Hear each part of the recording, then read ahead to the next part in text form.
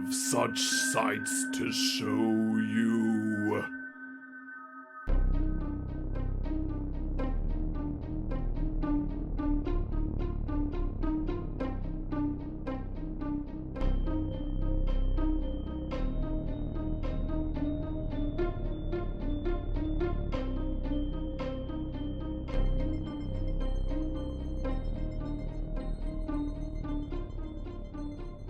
We're Poppin the Scary horror podcast here. I'm your host Coale, and with me as always, I have my good friend and co-host Aaron. Aaron, greetings. I hope you didn't melt outside, because it ain't the heat that'll get to you, it's the humidity.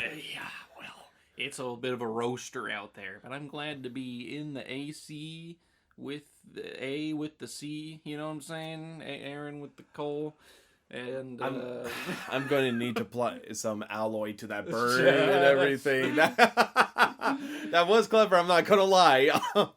Yeah, so you, in the last episode, were able to guess pretty quickly on what film we were going to watch, and that's today's episode, which is 10 Cloverfield Lane. And so, yeah, do you have any sort of, like, you seem to have remembered whenever the film came out and everything. Do you have any context to the Cloverfield, like, films or anything else? I'm aware that it's like a trilogy now, I guess, or of sorts, but they're loosely tied together. Like, there's 3 different Cloverfield movies, right? Yes. There's Cloverfield, 10 Cloverfield Lane, and the Cloverfield Paradox, I believe the third one is called. Yeah, and I've seen, the only ones of those I've seen is the original Cloverfield. And so I was aware of the other one's existences just because I've seen it, but I haven't seen 10 Cloverfield Lane. Okay, yeah, and I guess for, like, the viewers out there, what was your thoughts on the original Cloverfield? Because I know it was, like, pretty big whenever it first hit the scene. Well, I only saw it in theaters, and I actually saw it with this dude that I was like, oh, we'll be friends, and he was kind of an awkward dude, and I was like probably 13 at the time, well, maybe like 12. And we go see, our moms drop us off to go see Cloverfield, and I was like, oh, that's good, like, they're gonna make it, and I remember we were walking out of the theater, and there was a poster for something, and I was like, oh, this shit looks good. Like, are you going to see it? And he thought I was asking, like, we should go see it in the future. And he's like, I don't know, like, that far out. And I was like, well, like, it's just going to come out. And it was a really awkward conversation. Then I never talked to him again.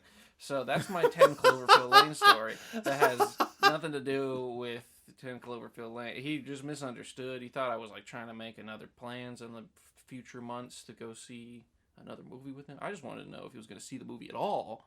Anyway, so if you're out here and you happen to be listening to this podcast, I hope you got some better social skills. I don't know. I'm roasting a 12-year-old I hung out with once, but who's no longer 12, I'm sure. But with the passage of time. But no, I remember Cloverfield. There was like a monster and it's like shaky camera shit, and they were running from it, and then it's actually an alien attack the whole time or something. I don't know. That's all I remember from that movie. Yeah, okay. Well, I did love the flavor of the story there. Definitely helps, like, add... the context. Yes, for sure. And whenever 10 Cloverfield Lane came out, was there a particular reason you didn't seek it out, per se? Because it seems like you heard a lot about it, but then... traumatic memory with that awkward encounter. I don't want to that revisit bastard. It. I know. No, I mean... I also heard it had, like, I don't know, because I didn't see it and I didn't really see the trailers, but just what I read online made it seem like it had nothing to do with the first movie, so I was like, I'm not interested in seeing it, but I don't know. Yeah, I mean, that's totally and completely fair. So, yeah, my experience with the Cloverfield films is pretty dadgum short, because the first one... I have never seen before. It is literally just one of the many films of like, what? You haven't seen Cloverfield? Oh, you haven't seen Well, it used to be Godfather for a long time, but I made that fix about a couple of years ago. A great film, by the way. 2 films on the same level of quality. Absolutely. Really. Godfather and Cloverfield. I haven't seen Cloverfield, but I'll be damned if it tops that. Yeah, because, like, I don't know. It's just, like, Cloverfield, looking at it, I just never had an appeal. It's just, like, I like giant monster movies like Godzilla and everything, but, like, the shaky cam thing, I was just like, I'm not too interested in seeing that. It doesn't attract me. And in all honesty, 10 Cloverfield Lane was not a film I had ever intended on watching either. It was quite literally like my family wanted to go out and watch a film. And, you know, my dad is one of those people where, like, he's not a big fan of, like, comedies or, I don't know, like, he doesn't mind fiction stuff, but, like, there's gotta be, like, tension, drama, violence. Yeah. Stuff along that line and everything else, so we always have to keep conscientious about, like, what's a film everybody would like. And I guess at the time, we went to go see this film. And in fact, I think it might have been the first film I'd seen at this new movie theater that had popped up around the area. And I had zero expectations going into it. I knew it had John Goodman in it, and it's more than supposedly, John Goodman's in it, and it was tied to the Cloverfield films. But one interesting thing is, I guess this film was initially going to be its own thing, but then I guess, like, J.J. Abrams hopped on to help, like, produce it, and he's like, oh, what if we just, like, made it in the Cloverfield universe and everything? So they kind of just interjected it in and everything, so I believe that's the case anyhow. But I have only seen it once, and that was, again, in theaters 2016, and I haven't seen it since. And it's, I mean, from what I remember, it wasn't anything strong about, like, oh, I'm never watching this film again or whatever. It was just like, okay, well, all right, I watched that film and continue on. I'm keeping my overall opinion of it pretty muted for the most part, so that way I don't set the precedent. Yes, I have to. Let me set the record straight. Let me be clear. Yeah. Not this president, but a precedent. I'm not going to compete with that. That was goated. That was great.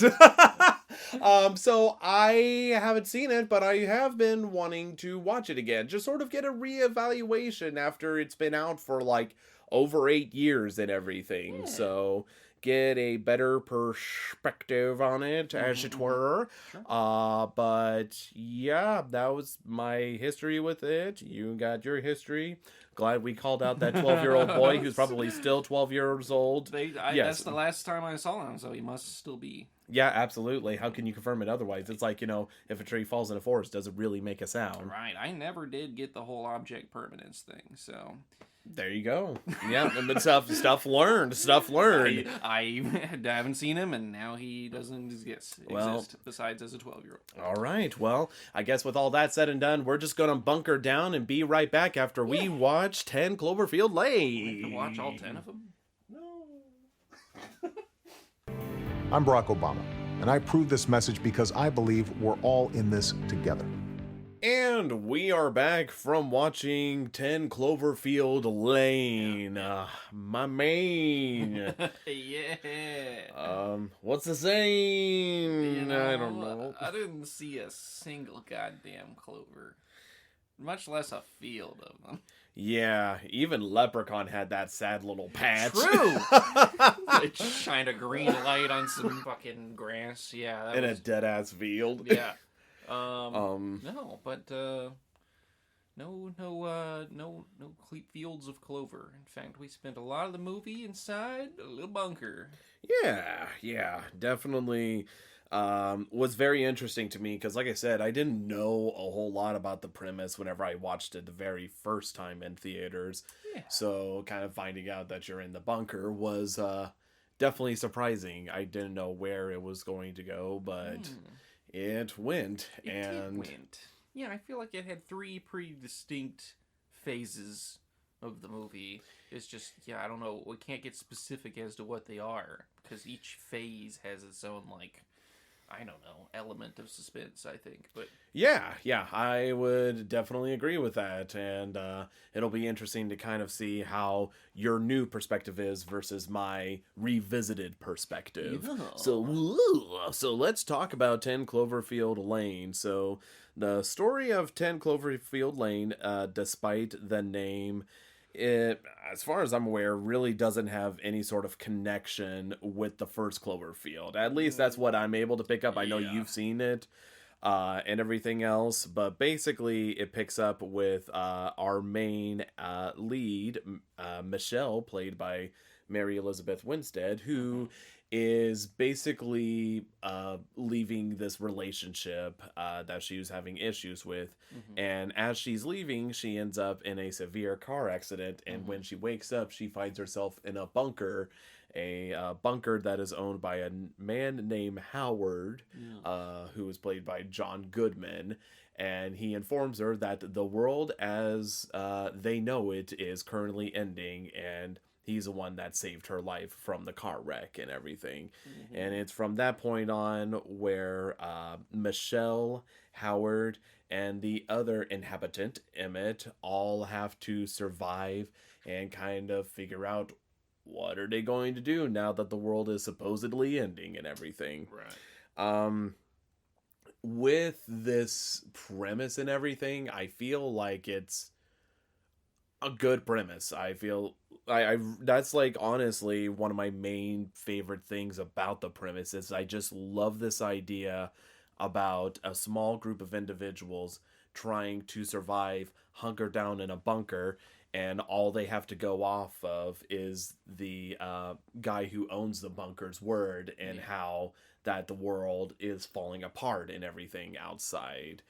And I just really like that premise a lot because I feel like it does a lot psychologically and stress-wise and everything. Like, just as a perspective, like, it's not like...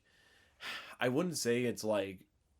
Yeah, I consider it obviously a horror film because I threw it on the podcast, but it's a different kind of horror. It's just like the unsettling, almost kind of grounded horror and everything. Just sort of stress, uncertainty, anxiety, sort of a claustrophobic sort of feel this film has that I think is terrific. I think the premise is quite honestly ingenious, and I think that's the thing I took away the most is that I just loved the idea of it and the way they decided to execute it.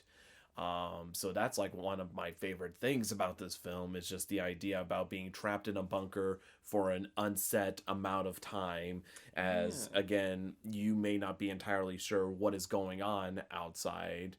And with Howard, he is pretty much adamant about not leaving this bunker until it's completely 112% safe in his eyes. Right. So I feel like it just does a lot for the story, does a lot for the tone. It's honestly, all I could do is just sing its praises. How do you feel about the premise of it? Yeah, no, I like the fact that there's like a lot of conflict that's all around uncertainty, so it's like even identifying what the conflict is part of the movie, you know what I mean, where she's like, can I trust this weird guy that I woke up in his bunker? Can I go outside? Can I not go outside? You know, even if I stay inside, can I trust the other people that I'm in the bunker with? Because there's two people. There's him and there's John Goodman's character, and then there's Emmett. Yeah, so she's it's just sort of a weird. Yeah, there's a lot of mystery and a lot of like she's trying to figure shit out. Like is this guy just a little off because he's the kind of guy that would build a doomsday bunker, or or is he a little off because there's something like happening that I'm not being told about? You know what I mean? And does it like he's a naturally sort of keeps to himself kind of guy, it seems. So there's just a lot of mystery in that. Like, okay, what am I here for? Is the world ending? And then if it's ending, what the hell is happening? Because nobody seems to know. And it's just a lot of elements of not knowing that keeps the story going. Yeah, they do a really good job with having the mystery, obviously, about what's being outside, which, again, whenever it comes to 10 Cloverfield Lane taking place in the Cloverfield universe, that does a little bit, and that's sort of one of my main... I don't know, like criticisms, nitpicks. Yeah. Let's go with that, because this does feel like a film that was not part of the Cloverfield universe that they then decided, hey, why don't we just jam this in and make it work? And Yeah. I don't know that I love that either. No. Because it's sort of... I don't know. You can cut this out if you don't like it. It sort of spoils an aspect right off the bat of knowing that if you've watched the first Cloverfield movie, this movie, which has almost nothing to do, I would not have known, besides the name, Cloverfield Lane, that this has anything to do with the first Cloverfield. Not even the, things that you see and become uncovered later on would identify for me, that this is a Cloverfield movie. But just by naming it a Cloverfield movie, okay, I watched a movie called Cloverfield that was about an alien attack, so is this about an alien attack? Just having that in your mind the whole time you're watching a movie sort of spoils some of the suspense. Yeah, it really does, and it is one of those weird things where it's I guess it's a spoiler, but not a spoiler because it's right there in the title. Yeah, because it's well known that this is supposed to be connected to that universe, and it's not like Cloverfield really hides the fact that it's an alien movie, so it does make this movie, I don't know, and again, you can cut this if it's a spoiler, but the fact that there's, okay, I know what's happening outside if it's a Cloverfield movie, whereas the whole movie is trying to be ooh, what is happening for the first, 25 minutes or whatever. Yeah, because, that's one of the main things that I do have issue with is, look, I get it. First time you watch it, if you watch it a second time and you know sort of the twist, sure, it kind of takes the mystique out of it, and I'm just going to say it right now, I really enjoyed a lot of this film again, even knowing aspects of this film, because I'm having the worst time trying to figure out what to say, when to say, and how to say it, but I'm going to be 100% brutally honest, the aspects I remember liking about this film, I liked even more. The aspects I disliked about this film, I would argue I maybe disliked them even more. So that's, they both fermented in their own ways and everything. And it's one of those things, look, I get it, it's still, even knowing it's in the Cloverfield universe and just knowing about the Cloverfield monsters, blah, blah, blah, and everything, sure, it takes away that mystique, but the story is still good. But at the same time, because of the decisions they try to make just to be oh yeah, it's Cloverfield, I feel like it's just more damaging than anything else. I almost would have rathered it been its own original thing. But I get it whenever you see a film and it's a unique idea and everything, and it's oh man, we really want this to be a success. How do we make this a success? And JJ's do I have an idea for you? You tag it onto my other mediocre movie. Fuck you, J.J. Abrams. I just have beef with that guy as a director. I'm not letting any of that spoil my opinion of this movie, but you can't make Star Wars Episode 9 and it not be on site with me. So that's fair. That is very, very fair. One of the worst movies ever made. I wholeheartedly agree. Not only Star Wars, but just movies in general. It's just one of the shittest movies ever. I'll give you. That's literally one of my maybe 2 out of 10s. I think it's probably 1 out of 10. It's an awful movie. It was a 1 out of 10 for me. As I've told you before, if a movie inherently makes me angry, it's just this film, and it's not even the good angry, oh, Joffrey's a jerk in Game of Thrones. No, not that. Just sheer insulting mess and everything. But who the crap knows? Maybe they'll herald it like they herald the prequels 20 years from now. Who friggin' knows, dude? No, man. I'm not gonna get on my soapbox about it. Yeah. There's a difference between an original idea with some charm that was poorly executed versus a unoriginal idea that was also poorly executed. You haven't stood on your Star Wars soapbox in a while. It's gathering a little dust. So the prequels at least are had that universe energy in it. Yeah. The Episode 9 was just let's try to make Episode 6 again, but everybody's more powerful and they're gonna ride some horses on the cruiser deck, and I don't I don't know, everything's gonna happen. It's gonna be awesome. Somehow Palpatine returned. That's what I might give it an extra point for like costumes and sound effects or some shit. Like if I have That's to, fair, like because, technical merit. There are departments of that film that are worth praising, but as far as plot, characters, story arc, all the important things, writing, it's all just some of the worst shit you could ever put on a movie screen. But we're not talking about that. Sorry. We're talking about 10 Cloverfield Lane. Yes, fortunately, all JJ did on this film is just produce, but you know how producing goes. Like, they produce, but they also put in their input of like, oh yeah, let's do this and when everything. You're making significant decisions in the film. In all honesty, like, maybe this is... I'll save it for ratings. Mm-hmm.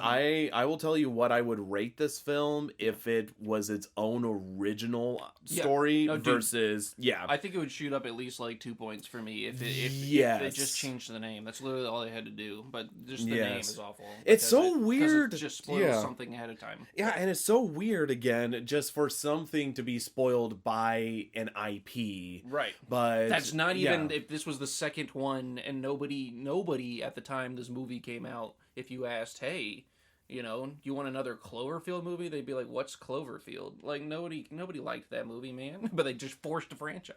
Yes. Oh my gosh, man, it's getting juicy. But this is all my beef with JJ. Yes. I know this is all JJ's decision. The movie as itself, I have a separate opinion of, but he's just a fuck. I don't know. This guy just fails upward, JJ Abrams. But I agree. I wholeheartedly agree.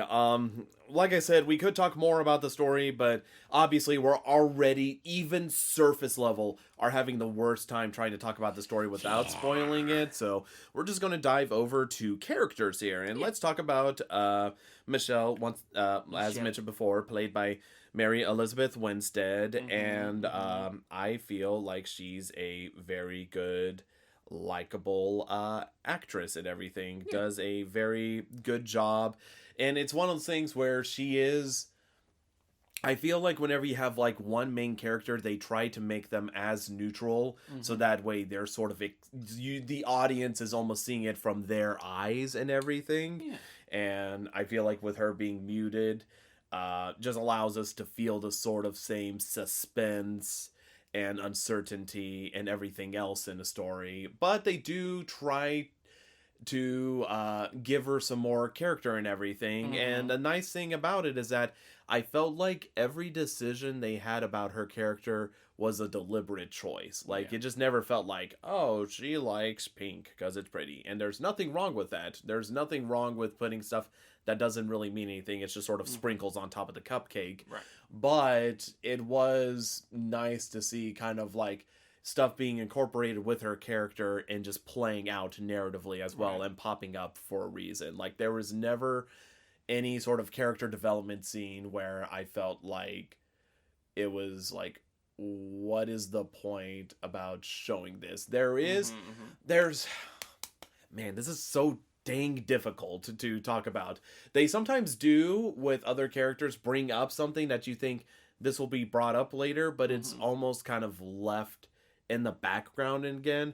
But with Michelle's character, I felt like for the most part it's like a decent job, and it's like you want to root for her and everything. She's not like as gripping of like a character narratively where I'm like, oh my gosh, like one of the best written characters, but it works great for the story and the feelings, and she just kind of serves as our passenger as we both kind of navigate through the story. Absolutely, yeah. She's definitely sort of the vehicle for the mystery to just be the eyes and ears of what is going on here. But yeah, I feel like she is not developed a whole lot, but also it's not necessary, because like, who cares that my mother didn't like me very much growing up, whenever everybody's dead but you three maybe. Yeah, you know what I mean. Yeah. So like, I feel like like it wasn't as important to characterize her, but at the same time it did take me a little while to care about her, because that's fair. There wasn't a lot to go off of, because you kind of end up in the bunker almost immediately. But so all I really know, she didn't even have a line of dialogue before you're in the bunker. So like, all I know about this person, she is leaving her boyfriend. Yes, yeah. So that's sort of the unfortunate circumstance. I understand why the character is kind of a bit I wouldn't say underdeveloped, just not seasoned a lot. Yeah. Just pretty straightforward as a character. For sure. Because in comparison, they cooked with Howard. Yeah. They cooked with Howard, and it's only made even stronger by John Goodman's acting and everything. Like, I mean, I'm just going to say it straight. Like, John Goodman is probably just one of the best actors there is. He is just that good. And always brings his A game, and this, I feel like they really they put all their eggs in the Howard basket, as it were, whenever it came to developing this character, because and that's the main thing I remember about this film is John Goodman's performance, because Howard is unsettling as hell in the best way possible. Yeah, I think he definitely carried this movie, which is not the only movie you can say that about John Goodman. No, not at all. He's always bringing his A game in every role. I never feel like he sleeps through a role, but this is just another great example. And it's also crazy because, like I said, usually you think of, John Goodman, solely like easy, friendly, and everything. And Right. he has played obviously bad guys before in other films or questionably moral characters. He is just so unsettling, and but in like a grounded, real way. Yes, like, exactly. It's not in like a way where you're just like, that's the bad guy, like Jafar is on screen or some shit. It's just like, it's in a way where you're like, is this guy just weird or is he bad? Because there are things that happen that are like, oh yeah, that's bad mode. But then there's times where he's like human, there's a lot of human moments. He's just like, he's not a monster, but he's like a pretty realistic portrayal of a monster, I think. Yeah, it's crazy too, just kind of going to back and forth, because like again, it sort of reminds me, have you ever seen the movie Misery? Okay, well, that's something for the podcast later, I'm sure. Anyways, no, you're good. You're perfectly okay. So, like, the thing about John Goodman, I will say, is that I believe he is a dude that would build a bunker in case everything went down. And you could tell, like, in his mind, he's like, I'm trying to do what's right and everything. Yeah. But unfortunately, with the way he acts and the way he sort of chooses to respond to situations, it just kind of makes you question, A, how grounded is he, and B, like, how ethical is he going to be? Because it's one of those things, they leave it up in the air. There's a lot of mystery about him, and he does. But he isn't like one of those like, oh, he doesn't talk about this. Like, he's pretty open about talking about certain aspects, but then closes it off immediately. But again, you don't feel like it's him hiding something so much as it is just him being awkward, because he literally just sounds like a dude that would say something and then just not say anything afterward, just make a statement. I feel like it's like that generation. Yeah, definitely an older generation stereotype, a sort of hard-ass kind of personality that he has, where he's just sort of closed off to other people, and you're just like, like, is this just, he's just one of those kind of guys, or is he, like, hiding something, Yeah, and he makes the film. I am willing to, like, just say, if John Goodman was not in this film, I'm sure they probably would have found somebody that could have been maybe as good as him, but that's very, like, you could not hand this role to a lot of people. But I think because of him, this is one of the reasons why this film is as strong as it is. His performance, the character that's written, and, like, he doesn't even have to say anything. The way he looks at you or the other characters, you're just immediately made uncomfortable. Yeah. But it's, again, in that grounded, realistic sort of way. It's not like fantastical villain or anything else. I feel like it's just more of a grounded, realistic, sort of menacing individual. Yeah. And I'll just say, I mean, I also think he put on. I mean, John Goodman's never been like a small guy, but I think he put on some weight for this role, dude. He's like a big dude in this movie. He just seems intimidating in all ways. Yeah, I think it just was like before he decided to do the weight loss surgery, because that was like 8 years ago he did that film. So maybe it would have been like at the last half of like big old John Goodman and everything before he went down to slim John Goodman. But yeah, we can keep raving on and on, or at the very least I can, about John Goodman, but we could talk more about a lot of character moments he has in the film and just moments and everything, because I feel like, I mean, I'm talking about it right now, he's a fantastic character, fantastic performance. Absolutely. I definitely would say his performance is like 10 out of 10 and everything. Yeah. Character is like 9 out of 10, like how well. There's just a couple. I would agree with that. But I think 9 for sure. He's very.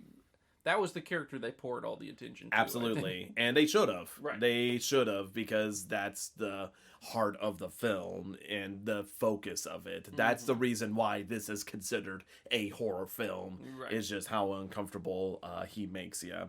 And lastly, we have the character Emmett, played by John Gallagher Jr.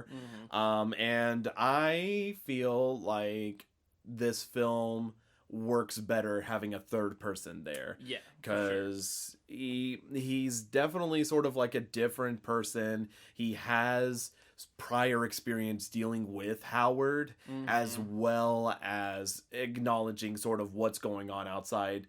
And not to mention, he is the comedic relief with a lot of stuff. Yeah. But it's funny because whenever it comes to being a comedic relief in a horror film, especially, there's a lot of like the like groan eye roll stuff. Yeah.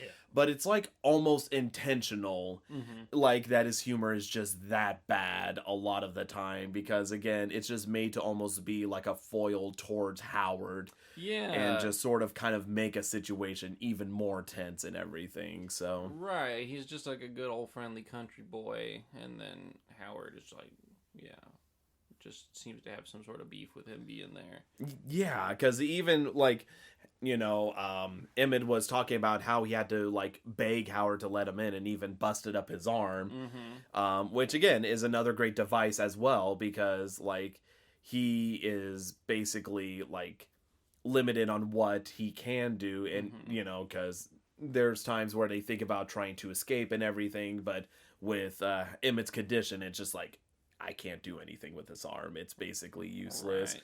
So, again, I also feel like that's just a very good narrative decision to place. Yeah, and the main character, the girl too, Michelle, also has like a broken knee, ankle, yes, something like that. That keeps her from moving for a good chunk of the film. But yeah, because like I'm already talking about the story beats and everything else like that, but with the character Emmett, I wasn't sure how annoyed I would be with him or how much I would like him and everything, but again, it's sort of the same with Michelle, where I'm like, am I going to remember Emmett as one of the greatest characters in cinema history? Absolutely not. No. But for the sake of this film, does he do a good job? Yeah, he does a good job and helps add to the story and everything. I never felt like you could literally remove this character and it does not make a difference. You know what his character reminds me of, though? Who's the guy with the baseball cap in Left 4 Dead 2?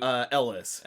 Yes. I feel like they just took Ellis and then they changed the name a little bit. Emmett. And then I can see that. He's very much an Ellis archetype. Plus he's from Louisiana. Yeah, I was about to say. And this whole film takes place in like Louisiana, Texas area, but Yeah, I would definitely say that. And again, I feel like you needed that because Michelle, for the most part, is pretty reserved, quiet, not wanting to talk a lot about herself. And she's also very anxious about everything because she's just so uncertain about it. And then you have like Howard, who is very stern, grumpy, trying to run an efficient bunker. But at the same point, tries to, at the very least, be hospitable, I guess. He tries to treat people like well with acts, and everything, but as opposed to like actual feelings and everything, that's where it gets a little muddied. And he's just a boomer. Yeah, he is very much a boomer. I don't know how to show people that I want to protect them besides feeding them. Oh my god, yes. And yelling sometimes. That is totally it. That is totally freaking it, dude. Oh my freaking god, dude. But yeah, like, and those are all the characters, really. Like, there's like a few you hear, like maybe the boyfriend and other characters that you see, but like 95% it's just the three of them. Just the three of us. Living in a bunker, there's shit outside, it's just the three of us.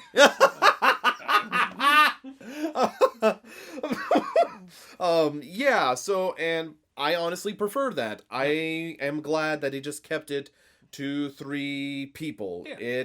It works out great for the story. I feel like there's, yeah, if they added even a 4th one, I felt like it would have been too busy. Too busy. Perfect, because the dynamic really is like Michelle and Howard, and then there's like a neutral third party, more or less, in Emmett, which that she can kind of like, instead of just having to talk to herself and be like, what the fuck's going on here, she could be like, Emmett, like, what the fuck's going on here, you know? Yeah, because like Howard is obviously a very unique individual, right. Where like there are moments where she does try to talk with him, and he tries to reciprocate, but then because of his awkwardness and everything else, he just sort of cuts it off and walks off. Right. So I feel like having Emmett there is good for her, just to kind of talk about her thought process and what she's going through.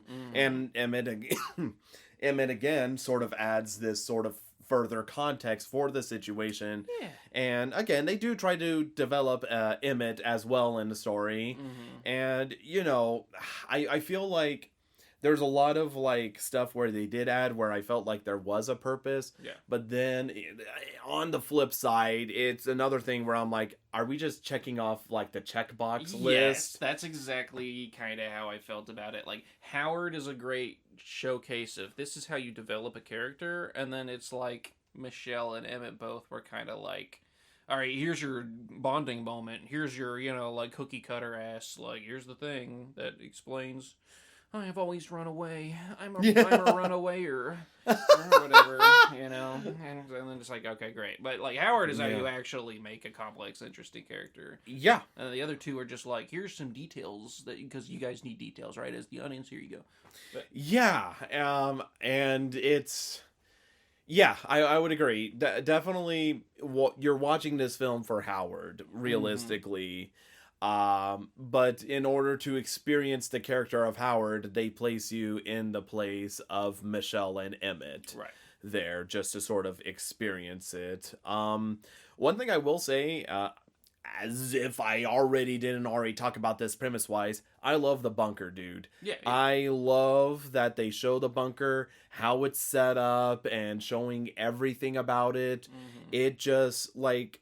Because, again, you could tell, like, this is something Howard's like, okay, well, if I'm going to be living here for a long period of time, I need to make this somewhat homely and everything. He has, like, it all set up, and I love the tour he gives of the living room and everything else, and he's like, we got books to read, we got DVDs and VHS tapes, just be sure to put it back in the sleeve when you're done. And he's, like, showing it all, and, like, the jukebox he has, and, like the commercial, like, freezer you see at the gas station and everything. Like, everything about it screams it's a bunker, but it's a dude trying his best to make it feel like a house. Yeah. And it's great. It's good. It's great. I love the setting of it because it feels like a bunker and it's claustrophobic, but it also doesn't feel like just a hole in the ground. So it's a good breathing, living space. And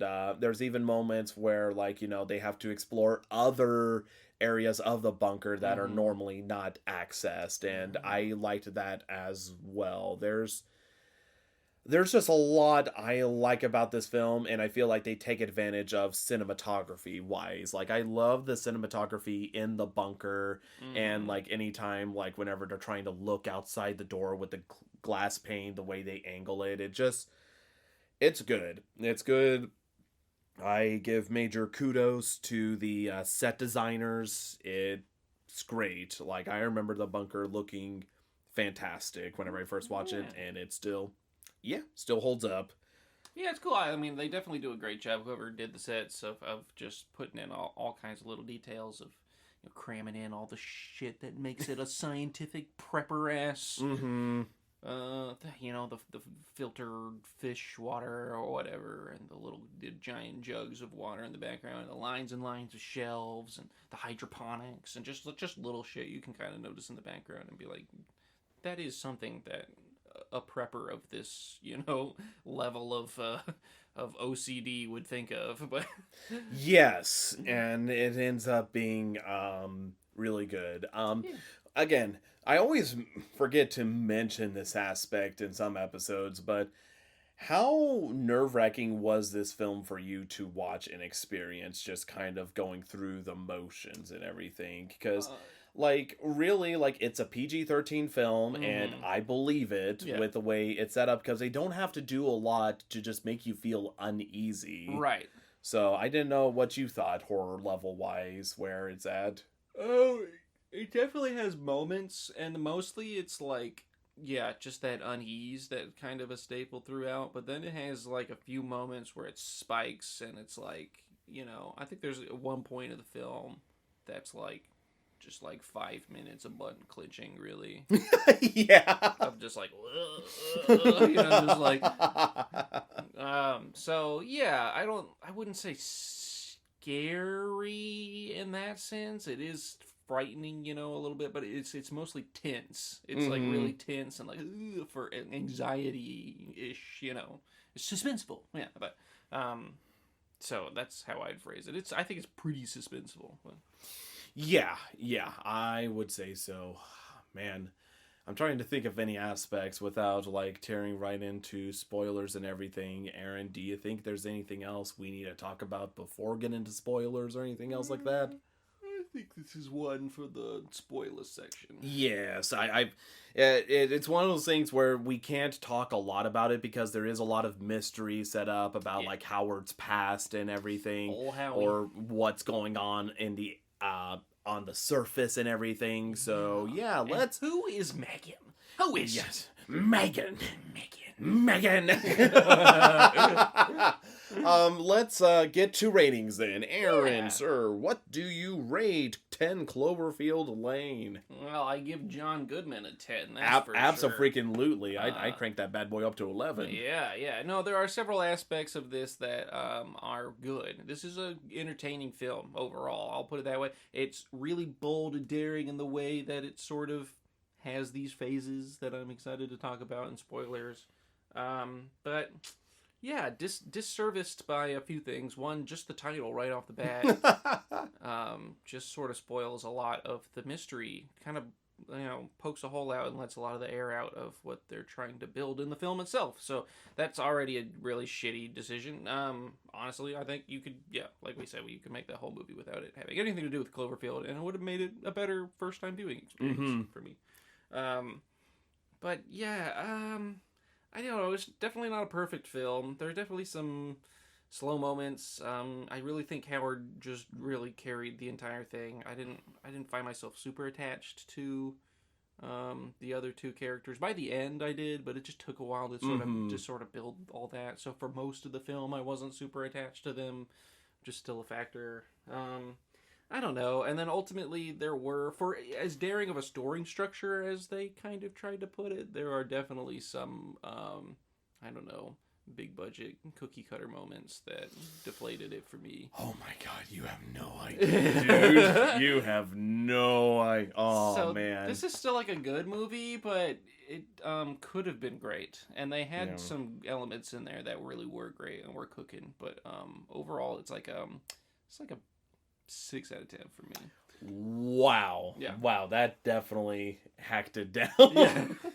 Oh man. Also, just J.J. Abrams being involved brings it down to a 2 out of 10. I'm just kidding. I'm just kidding. I like several of the things that J.J. Abrams has done. Okay, I also dislike a lot of the things he's done too.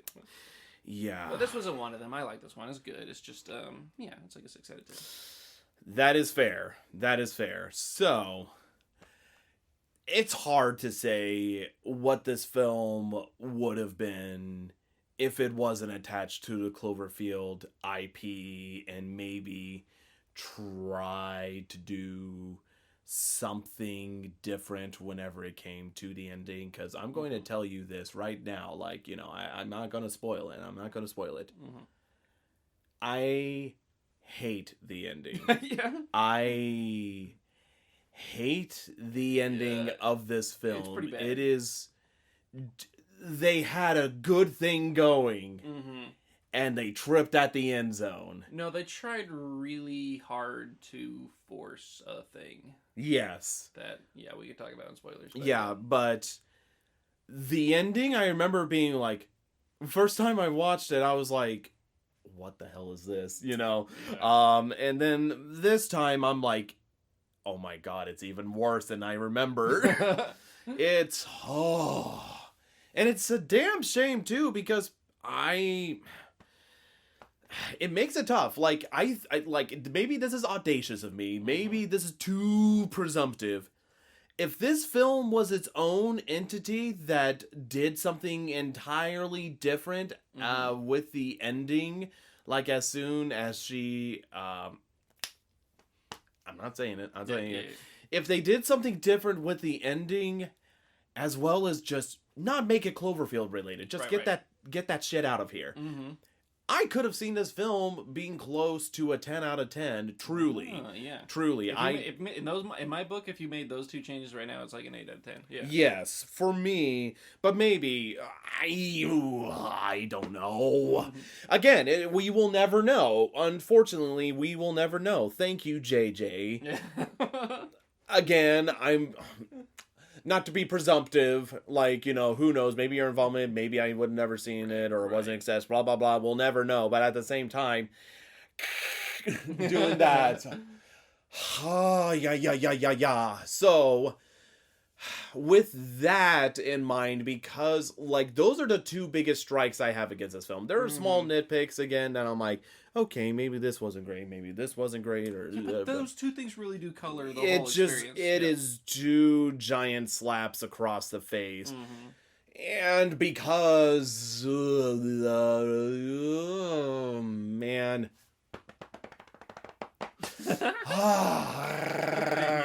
It's tough. It's tough. I am going to give this an 8.5 maybe. Okay. 8.5 because watching John Goodman's performance alone is just worth it. He is fantastic. I just want to shut the film off as soon as it's like done with the climax or whatever. Everything. Oh my gosh.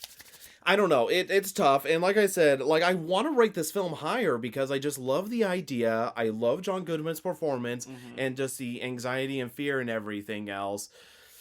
But at the same time, and it's so hard too, because I compare it to other films, like, well, I rated this film this, I rated this film that. Like, sure, maybe on a bad day I could rate it down to an 8, but I feel like an 8's almost a disservice. Like, it's still good. And again, John Goodman, I would say, is perfect performance. Like, one of the great many performances. I hope that, well, I know that he gets recognized for along with the others and everything else. And it just makes it so damn difficult whenever I feel like there's just a lot of stuff that hinders the film that ended up being more damning than anything. So I don't know, say it's like 9, 8, it's around there, whatever. I don't know.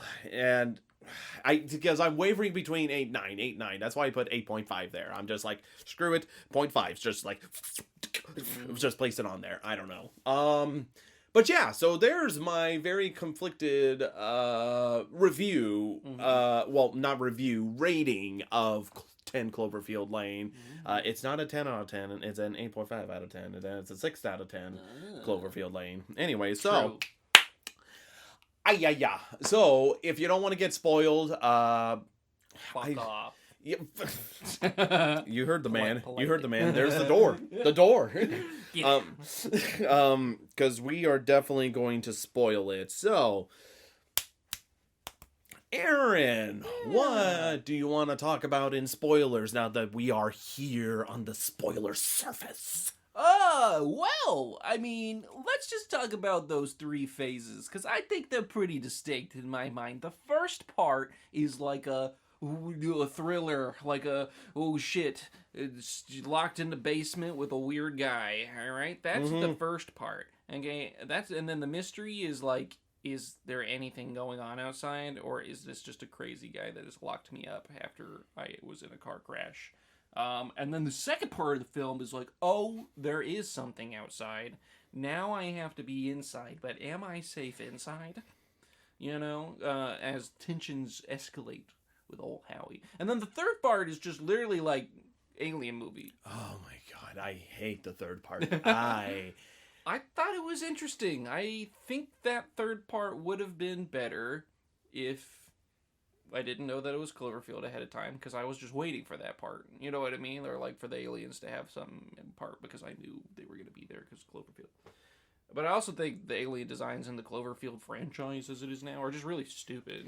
Oh my god, They're fucking stupid. I don't know, again, because I didn't watch first Cloverfield Lane. I hate the alien designs. They are so boring, unoriginal. Yeah. I remember not remembering them from the first Cloverfield, because it was like, whatever. But, like, the good part of that movie was that you don't see them for the, like, first 90% of it or whatever. And then you start seeing them, and I was like, oh, that's it, whatever. Like, it's a classic, like, you see the monster, and then it's not scary anymore. Yeah.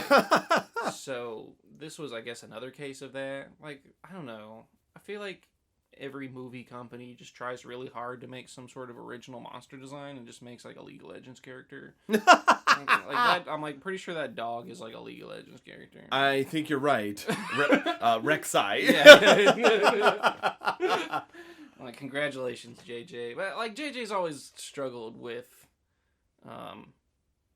creativity. Oh my god.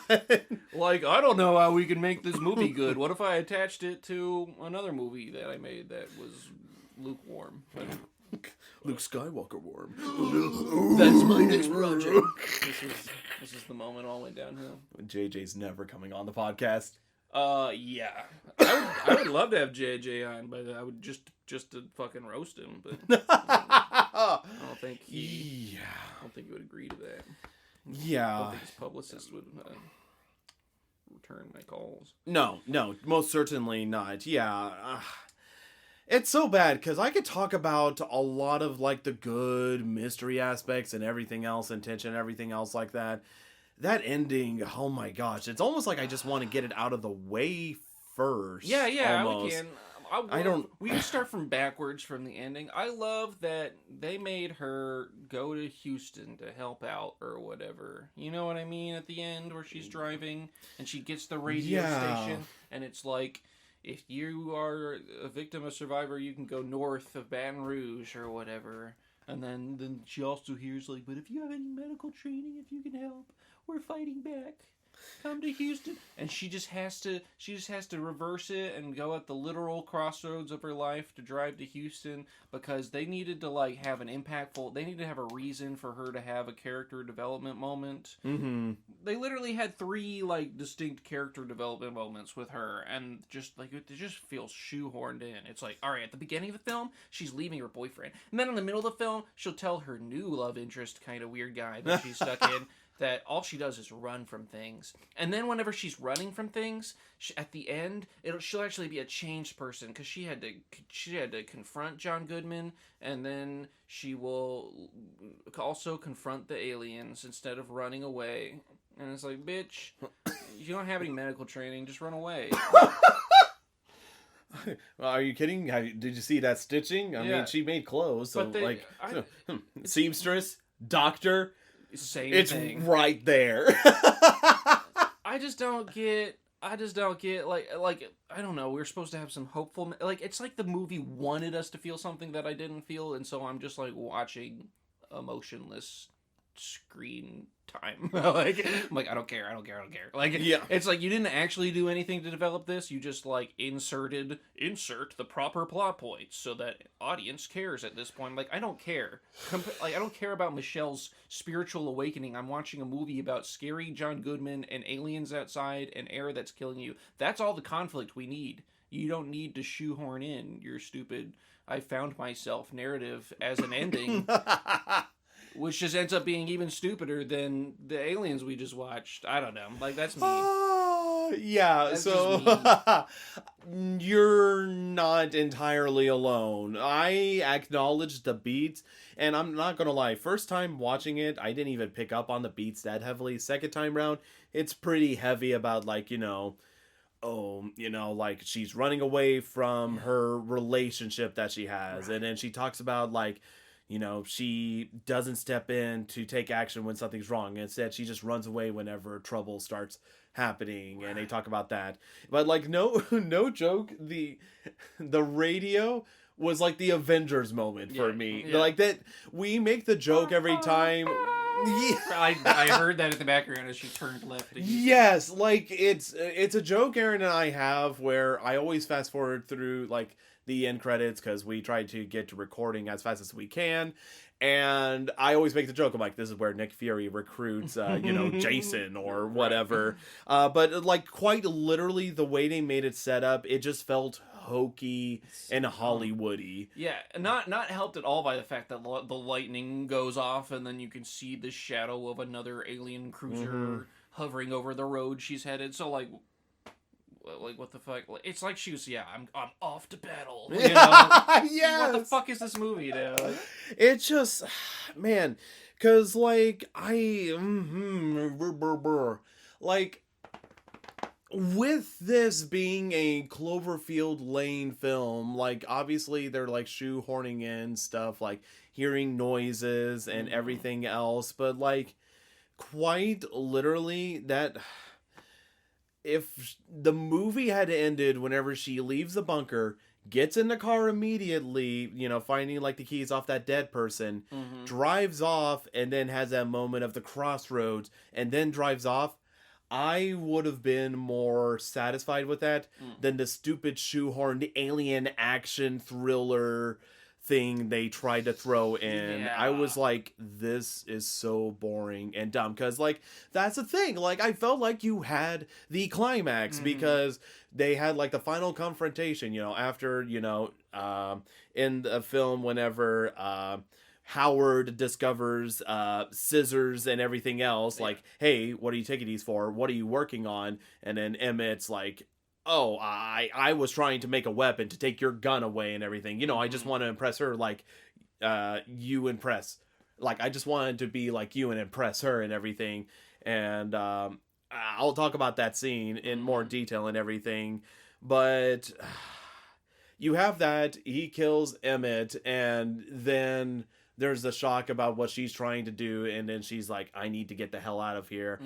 And they have this huge, pretty good climactic battle and everything. I'd say it's pretty good, and crawling through and everything else, and then she gets out of the bunker, and, like, okay, that's it, she made it out, that's the end of the climax.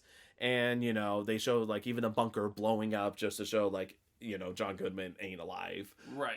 And I just felt like the film writer should have just ended it there, and then maybe driven it off, and then the lightning reveals the ship that shows, like, yeah, this is what's going on. Because I felt like, I understand maybe why they were just like, well, it's a Cloverfield movie, we need to have the monsters, otherwise people are going to be like, oh, where's the Cloverfield? Like, where's the monster? Yeah, like, doing that and everything else, and I don't know, maybe I just don't want it to be a Cloverfield movie that bad in my mind, because even the action sucks.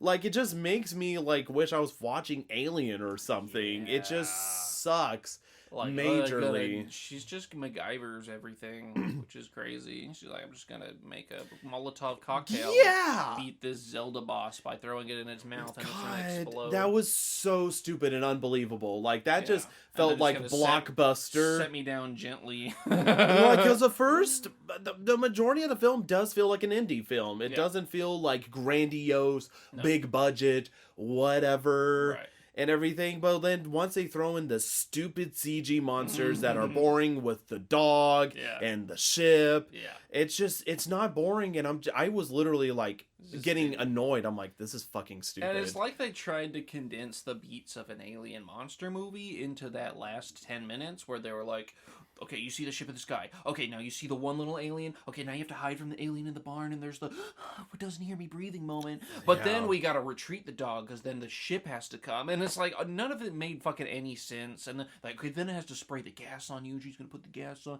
And it's like they tried to condense all the beats that would be in a regular alien movie in, like, 10 minutes. And it just sucked. It just sucked. Yeah, because I felt like it would have just been, like, I don't know, like, and... man, just think about the ending. I'm like, it just sours it. It does. It's the exact reason why, this is a 6 out of 10 for me. Yeah. Like an 8. Like, because all the part before it is really good for the most part. But yeah, just all that shit. How I would script doctor this movie, how I would fucking fix the ending. To me, I don't know if anybody else would think this is a better ending, but she goes outside the bunker, and she gets that tear in her suit, and she's freaking out, and she tapes it up, and then she looks up and sees the birds flying, and then she decides to take off her helmet. What I thought is you end it right there, right? She takes off her helmet, and she's looking hopeful, she's standing on top of the car, and she's like, okay, like, it's over and it's gonna be fine, and she kind of turns around and she like starts to start the car, and in the background you see the birds start falling out of the sky. That would have been good. It'd be like, okay, actually, you know what? We're having like spoiler rating changes. I tend to do this when I'm like, fuck. Yeah. 8 out of 10. Doing that. I just feel bad whenever John Goodman gives like a hell of a performance that's perfect and should be seen. I really felt like they just should have played up the hysteria from Howard, like, more on the outside world and everything. Like, just make it seem like, oh, everything's fine. Oh, wow. Because now that you add that context, even if, like, we still had that shoehorn ending of, like, I'm not running away anymore, prepare for me, Houston, doing that, and then you just see the ship, it's like, oh, fuck, there was something. Right. You know, like, at the very least, you know, because I think that's the point or whatever, you have, like, this whole idea of you don't know whether or not to believe him and everything, and I know I need to ask, but was there radiation in Cloverfield, the first one, where people were getting infected? Because they showed, like, the pigs at the beginning whenever you showed them, like, yep, that's radiation, just killing the pigs. And then you have, like, that one gal trying to break in where she obviously is melting, but I'm like, was that just a temporary radiation and then it's gone? Well, okay, so I haven't watched this movie since I was, like, 13, but I do remember there's, like, they're running from some shit, and then they run down in the sewers, and there's people that are, like, in hospital beds and stuff that are afflicted with something, but they don't know what. Like, is it the green gas that the ship gives off that's causing it to melt and everything? Yes, that's what this movie seemed to imply. Okay. Because it circles back around and starts deploying the gas, and that's when she puts on the gas mask or whatever. Okay, so that's what the radiation was. Granted, that was a hell of a suit to block radiation, a fucking shower curtain suit. Right. I mean, she basically homemade a hazmat just suit. Indiana Jones fridge suspension and everything. That's why I said she, like, MacGyver's her way out of everything, because she did that, and then she fucking made a Molotov cocktail to keep from getting consumed. That made me so mad, because, like, it shows at the beginning of the film, like, her taking, like, the bottle of liquor or whatever, and just having it coincidentally be in his truck for some reason. I guess because maybe Right. he didn't want alcohol in the bunker, maybe. Well, no, he has that moonshine down there. God damn, you're right. What are you thinking? And I know why they have it in the car. It's like, oh, time to make Molotov cocktail and perfectly throw it. Right. Like, there is nothing, like, even, like, having, like, being, like, you know, oh yeah, I was a track. Oh yeah, I was a javelin thrower. You were good at placing those, like, little hints. Mm-hmm. Because ain't no way I would be able to make that Molotov throw. That sucker would just either not go high enough or miss entirely. Yeah. It was stupid. It's stupid, and it just felt like it was JJ being like, now here comes the big monster fight. Right. They're doing that, and we it just... got a budget. We gotta use it just sort of shits on what they did prior to everything. Yeah. The movie really, like, it was really, really good territory for me all the way up until she is trying to escape from the patch, and it flashes for a second that says, like, explosive material or whatever. And I was like, this whole thing's gonna explode, isn't it? Like, at that moment, I was like, we are now in Hollywood blockbuster mode. And then the So rest of the dumb. movie is just shitty Hollywood blockbuster, like I would expect from a J.J. Abrams movie. So I feel like that was a little section he got to do. And it felt like it was 25 minutes long or something. It felt so Dumb. damn long. So that's my biggest gripe. I wish this film wasn't a Cloverfield thing, and I wish they didn't. Because even, like, it doesn't matter. Like, it's not even just pure hate about, like, oh, I hate their Cloverfield monsters. No, I just hate the way they set it up. Because even if you had an original monster or whatever, it would still feel, like, shoehorned in and everything. Yeah, I do feel like this movie, because it is such a suspense movie and a mystery movie, I think, like, suddenly the whole genre of the movie changing in the last minute is a huge disservice, because, like, out of a good mystery suspense movie, I want to also leave feeling unanswered. You know what I mean? Like, I want to leave feeling like, oh, what happened? Either that, or like it's like the type of mystery you want all the little details and you have a little bow on it. But like, this isn't that. You know, when it comes to alien movies and horror stuff, like, I want there to be a little tinge of like, the monster's still out there, or there's, you know, did she make a mistake the whole time, or like, just keep, because the whole movie keeps you guessing,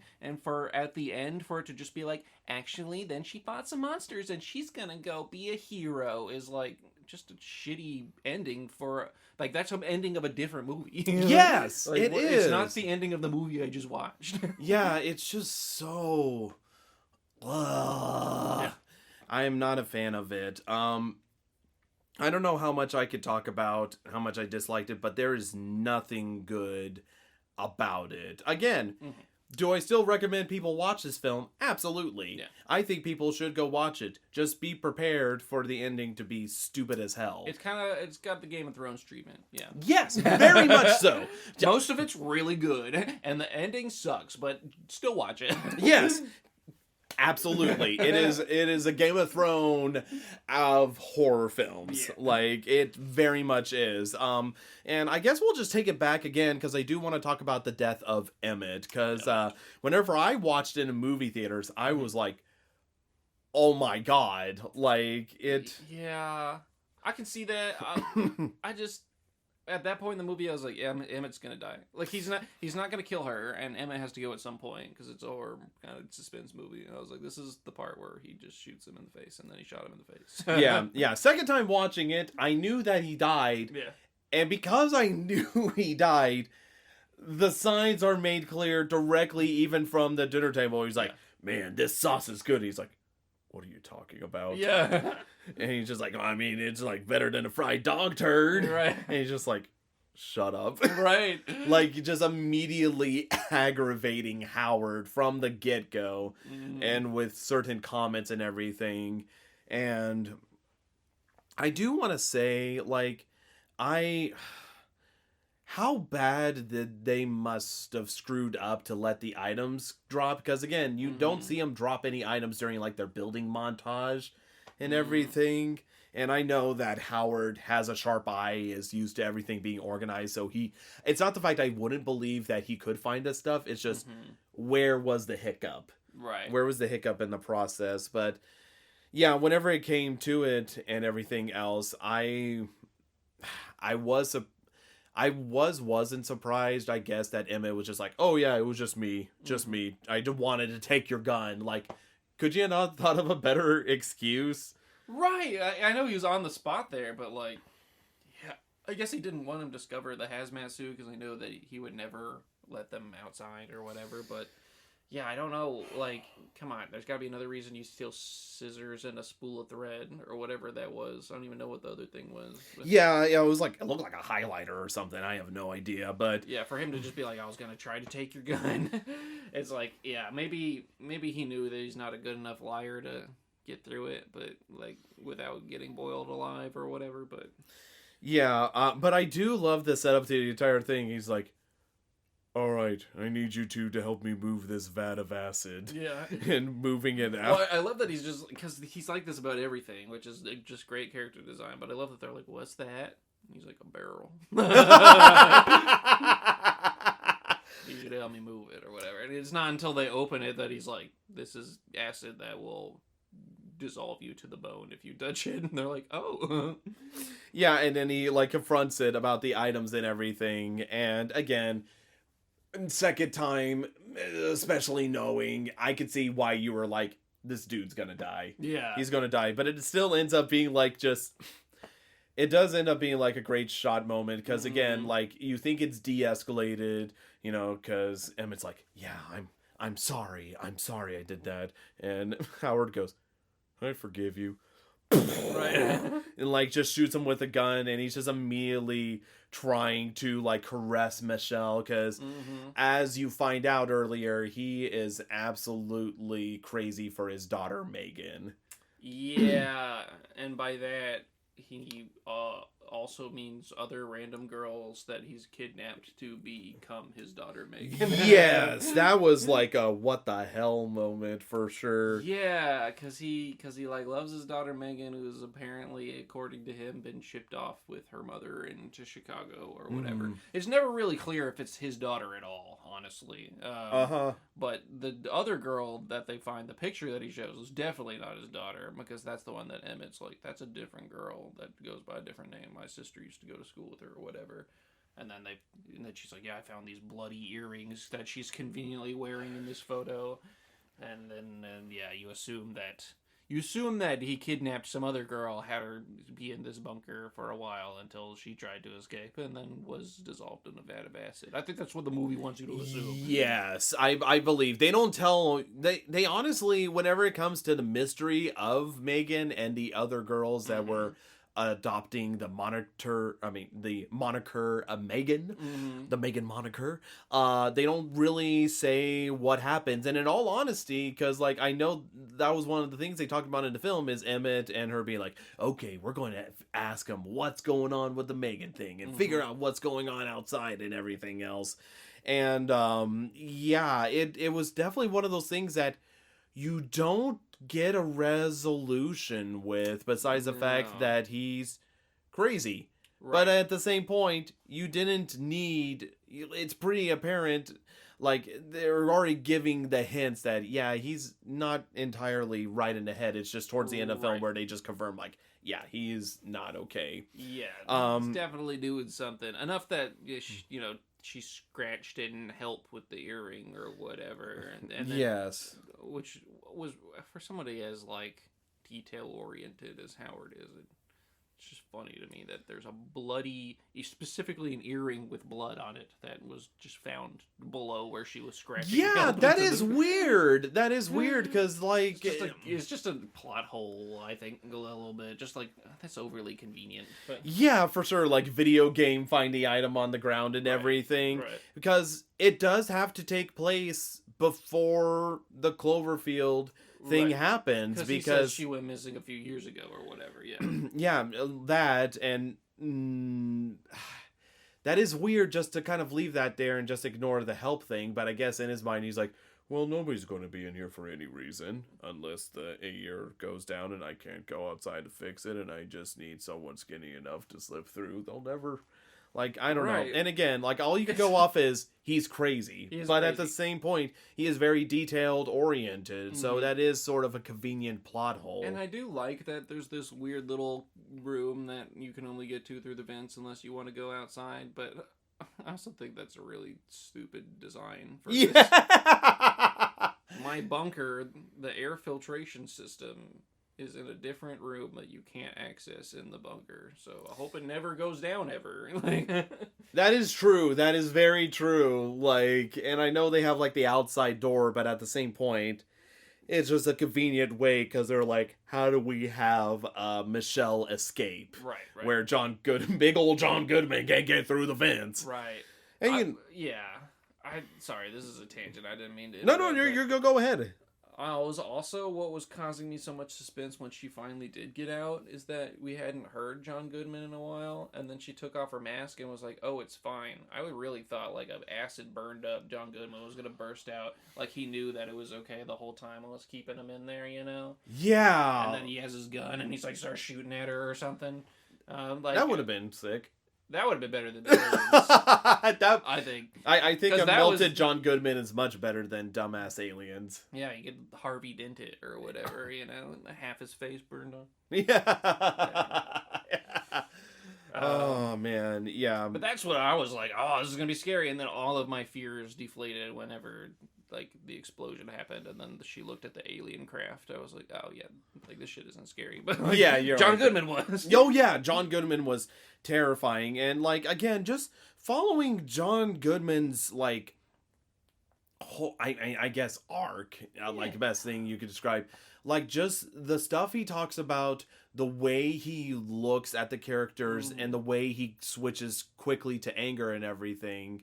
It's just sort of crazy, and there's like a lot of moments where you kind of are like misled purposefully, because like at the beginning of the film, Michelle tries to attack John Goodman several times, but he always comes back in a neutral place being like, look, I'm just here to try to protect you from the outside. Right. And he's like trying to be cool, but now you understand the reason why he's being cool is that he wants a daughter. Right. He wants a daughter and everything, which is why he's being so nice to Michelle, and you see him get constantly angry with Emmett. Right. Like, even straight from the get-go, he's like, God damn it! Because he wasn't supposed to be here. It was supposed to be just him and his daughter, you know?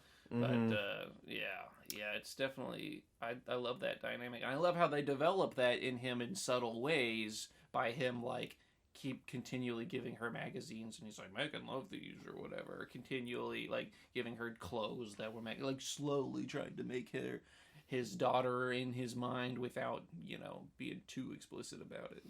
Yeah, for sure. And I think that's great. I feel like that's great because, again, you think it's like him just trying to be nice, but then you start to realize, oh, he just wants his daughter back. Right. And this is sort of just like the psychotic selfishness that he's doing and trapping Michelle here. And, yeah, because, like, it's so weird on how much the psychosis takes hold of him a lot of times. Yeah. Because there's a lot of, like, sober moments sometimes. But then again, he has, like, moments, like, whenever he shows the photo of who he says is Megan, but it isn't Megan. And he's just like, yeah, that's my daughter, Megan. And I'm like, why would you not show the original photo? Right. Unless you're just crazy and you think it all looks the same. Yeah, exactly. Like, that's what I bought out of that. Which is, like... Which is what helped me get over the plot hole of, like, yeah, the other photo of his actual daughter is just also in that book. That just happens to fall out whenever they look at it or whatever. But yeah, and I guess it's just like he's just crazy. He's been right. crazy for years, but again, it's sort of like it honestly is kind of ingenious how well they hide the psychosis deep down and everything, and you're just like, oh well, surely he's not crazy, he's just a bit kind of grumpy, overprotective, and a neat freak, just very orderly. And then once it's revealed, it's like, oh no, yeah, okay, yeah, he's crazy all the time. Gotcha. I'm picking up what you're putting down, film. And just like I said, that's what makes it so difficult, because I love this film and I hate this film. It is very divisive with me, where I feel like 6s and 7s are just usually like, yeah, they were pretty alright and everything else. Like, and I guess, like, it's just weird for me because you have this really, I would argue, first 2/3 pretty damn good. Yeah. Pretty freaking damn good. And then the last third, awful. Pure trash, garbage, cut the fat off, bad, just yeah. bad. Yeah. Because, like, again, just John Goodman, and the film tricks you in a clever way. Like, there's moments where they do bond, like, sort of talking about that, but again, he's just sort of awkward, like, yep, yeah, this is Megan's shirt, and, like, would talk about, like, yeah, she loved Paris and everything, and just these small moments that bond the two together. And even whenever it came to, like, sewing the stitch up and everything else, sort of like that, to where the point, with all of this bubbling up, the relationship, how it went and everything else, you get to the end after, and oh my, this is another thing where I praise the film for being so good. John Goodman was scary as hell whenever he was nicely shaved in the suit, and he's like, hey, I brought some ice cream. Right. Didn't know if you wanted a cone or a cup. Megan never liked the cone. It was too messy. Like doing, it's just, you didn't have to do anything. Like, literally, it's just John Goodman looks nice. Scary as hell. Right. Scary as hell, because the entire time he's been very much more disheveled. I wouldn't say disheveled looking, but more kind of like casual with like flannel and the beard grown out and everything else. Yeah. To where he's like in slacks, tucked in button up shirt, clean shaven face. Which I'm curious if they just did that just for the melted makeup effects whenever he falls in the acid. Yeah, I can see that. Or if he is just sort of trying to go back to how he felt when he was a dad. Like, he's just like, Yeah, this is... I think it's like, I think it is supposed to represent like clean slate. Like, we finally got rid of that other guy, you know, in his mind. He's like, oh, it's just us. Yeah, and and again, like, this is like the brilliant part of the film, because like it's said early on, like at the first time where they're all three having dinner together at the table and everything, and it seems like Emmett's flirting a little bit with Michelle, and Michelle takes notice that it's making him upset, and then goes for the holding a hand. That just triggers John Goodman, Howard, and he's just like, what game are you trying to play at? You know, and he's just like screaming, and it's just already like, oh, at that point, he views Michelle as a daughter already. Right. Like, but that adds the question, like, did he truly accidentally hit her with the truck, or is this something that he just does with female drivers? Because it was so dark, it's like, how can you tell if that's that? Because how could he have known? But then at the same time, it's like, yeah, he could have just been like, oh shit, apocalypse was happening, I don't want to do it alone. Yeah, he forces somebody. There's to a do lot it. of mystery surrounding Howard, but at the same point, like, while I guess it would be nice to get kind of a definitive answer on, like, was it just him that drove the people away? How many people has he kidnapped, having them be Megan and everything? It doesn't answer that, because, like, at one point, you know, there is the question of, like, he hit me on purpose. I remember that. I remember his car hitting me, and he comes back, he's like, yeah, I was really sorry. I was just trying to rush back to the bunker, and I accidentally hit you, and I couldn't leave you on the side of the road. I had to save you. And it's like, and it's just one of those things you're like, oh, okay, it's an accident. But then you're like thinking later on, like, how much of it was truly an accident versus intentional, and maybe you, like, it doesn't answer it. At the same point, I feel like it doesn't need to, but it's also kind of like a weird, like, you never get an answer on that. And it's, I don't know, it just kind of makes you think, and I guess leaves room for open interpretation, as opposed to the goddamn ending that just is like, right. Anyway. And just the whole time we've been talking, I'm just thinking of other endings I would have liked more. Like, that's what really sours this movie. Literally, you could have done the Monty Python Holy Grail ending, where just the police come in. Yeah. Oh, man. But I'm just thinking of, like, you know, what if she does make it out, and then, like, you know, she's running away and she, like, stumbles over. Like, you know, what if none of the alien shit was real and it was just psychosis, and then she, like, stumbles over a grave, and in the cornfield that she saw when she was looking out or whatever, and it says Megan, and then she's like, oh, but then she like steps backwards and there's like 4 more holes that say Megan or something. Oh my god, that would have been so good and creepy. Yeah, and then like, or maybe a freshly dug one or something, or like, I don't know. It would be good. But just like, we don't get those moments. Like, we do get closure about like the woman that was outside banging on the door, I guess, because her corpse is in. Oh, thank goodness! I was so worried. Right, but like, we don't get anything else. Yeah, like, and like, here's the crazy thing. Like, looking at it, there's just so many good ideas, because like, one of the things is like, you see this field of this bunker, and then you see a house nearby, right, and it's abandoned, desolate, and so it just hit me while I was talking about it. It's like, he must have been living in that bunker for a long time. And so now it's just a question of, was he always saying the world was ending? And maybe that's why his family left. I think too fucking bad Cloverfield. Right. I do feel like they hinted at exactly that with a couple things. One, Emmett is like, he's always been a doomsday prepper. Yeah. He's always been talking about this shit. And then, John Goodman at the table or whatever was talking about, like, they don't understand that, you know, like, I wanted to keep her here for her safety or whatever, but like, and then they're like, well, maybe, you don't know, and Chicago could be okay, and then he just changes the subject or whatever. But so, like, yeah, I don't know, I felt like they were hinting at that, but at that point in the film I also thought they were hinting at something more sinister, that like maybe he killed the actual Megan or something, like, you never get that, or that it wasn't even his daughter at all, because he never says my ex-wife, whatever. He just says her mother took her to Chicago or whatever, and doesn't say anything else. And it's like, well, did he ever have a daughter at all? You know, like, it would have been nice to get something, because even with the girl that he kidnapped, that he then started calling Megan, technically you don't know if he killed her. All you see is a bloody earring and everything, and all you could assume is maybe the acid. Like, that's why she went missing and everything. Right. Like, you can assume that he boiled her body. You can assume a lot, but there's never concrete evidence that, yes, he did kill this person. And I don't need concrete evidence for everything, but there's just some things like that just do change a lot one way or another, and it's not, like, part of the core mystery. So I wish they would have just... Like, I wish they would have had one more hint to let us know if he ever had a daughter named Megan or not. Because whenever she asks initially, because he just says Megan several times, and then she's like, Megan's your daughter? And he goes, yep, and then like walks off or whatever.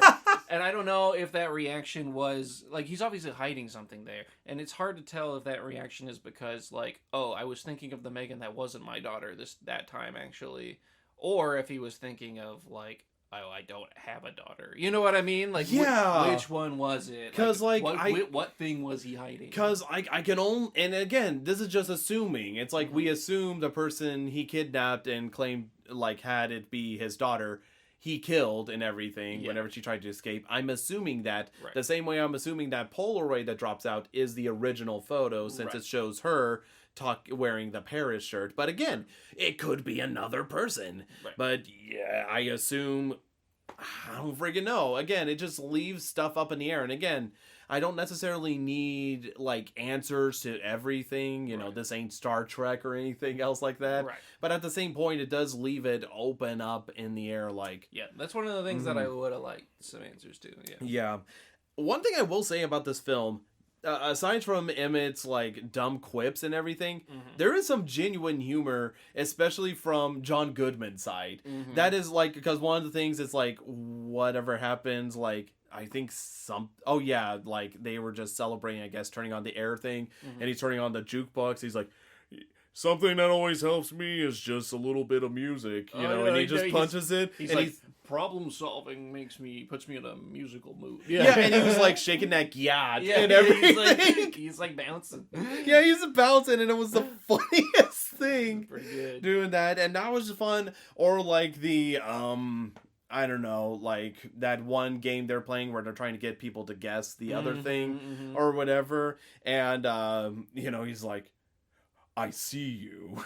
Right. Yeah. Like, watching you always, or whatever.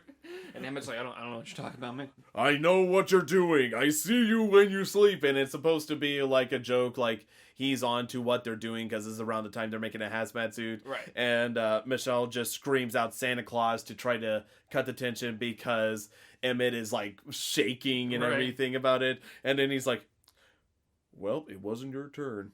I'm keeping that point. Just she's like, you should. Yeah, it was just so funny with some of like the jokes they have in the film. And again, like even the dumb quips like Emmett has at the beginning, John Goodman's like dead stare at him, unamused, is the funniest thing ever. And it's tough. Like this, I mean, I feel like any of John Goodman's films, he's always giving an amazing performance, but this truly is like damn near perfect performance on his part, and the sole reason why you should watch this film.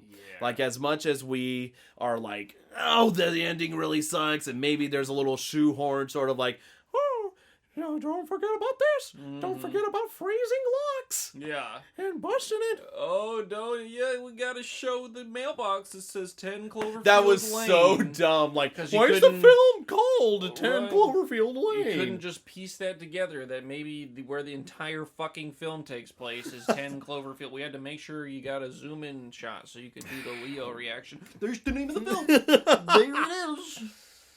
Oh, man. Yeah, this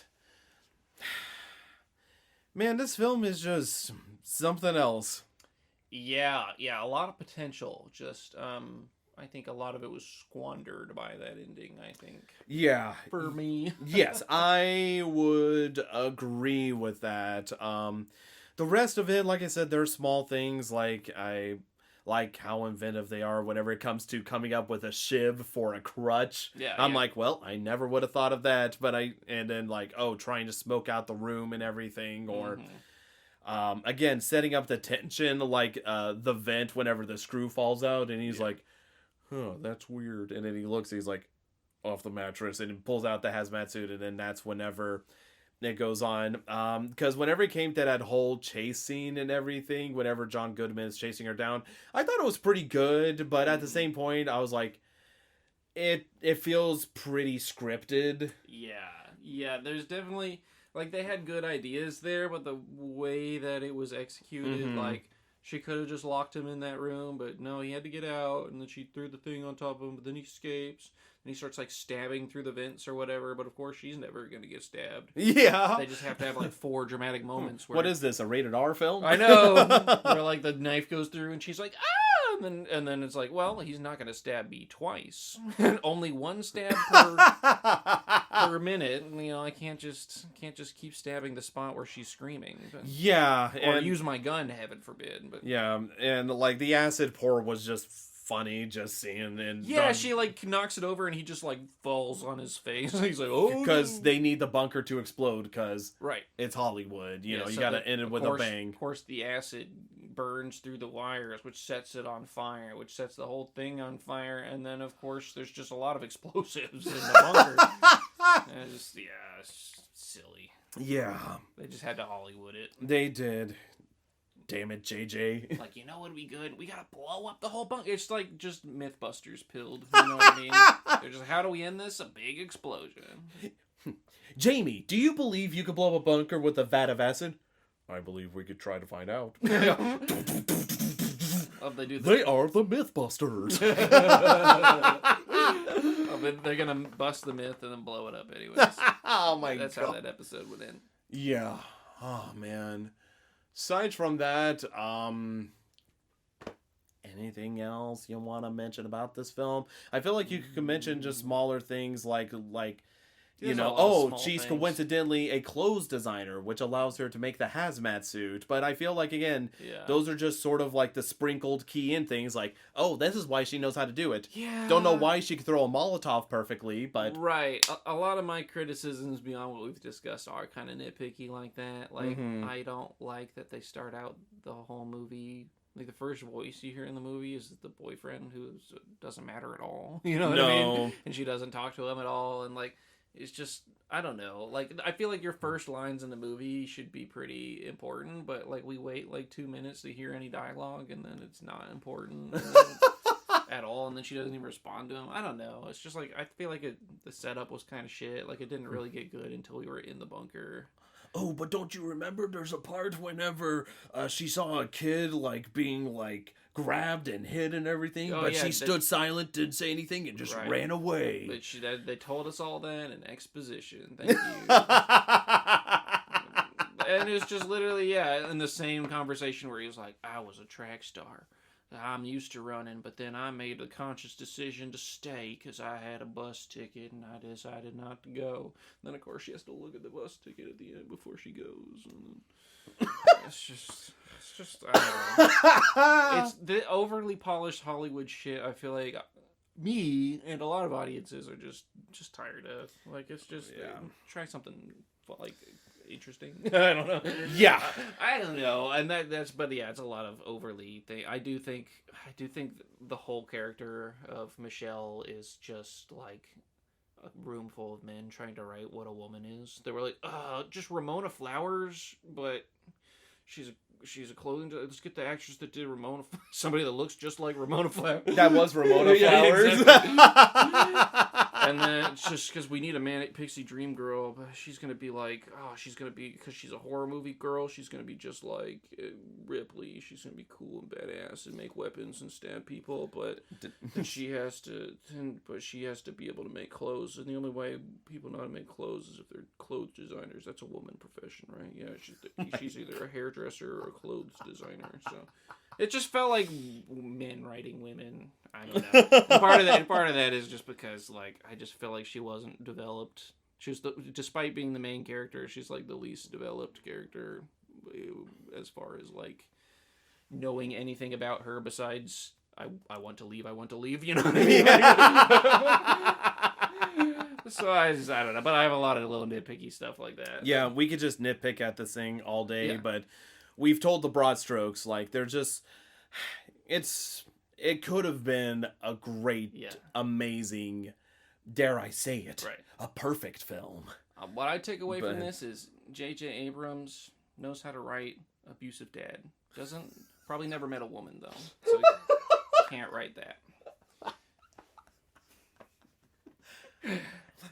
Anyway. We are never seeing Nate. We are never seeing JJ.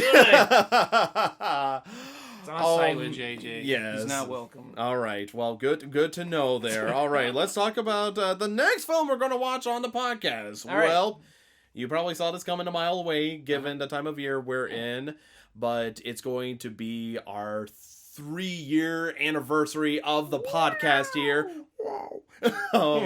So you know what that means. Texas Massacre with the Chainsaw. Yeah. It's the fourth one. The fourth. Yeah, the fourth one. Yeah. Thank you so much for listening to this episode. We really appreciate it. Yeah, we appreciate it. This is the ASMR ending. I can't commit. I have to pull. I have to give way. Thank you so much for listening to this episode, and we will see you all again next time when we're popping the scary with Texas Chainsaw Massacre: The Next Generation. Wow. Yeah. Thank you so much again. Be sure to subscribe to our YouTube, Castbox, or iTunes platforms to stay up to date when new episodes drop. To see what Aaron and I are up to, check out our respective Twitter accounts. For me, it is @ColeKirkVA, and for Aaron, it is @AnimalGameDev. Thank you all so much for listening to our podcast. We'll speak to you all again next time when we're popping the scary.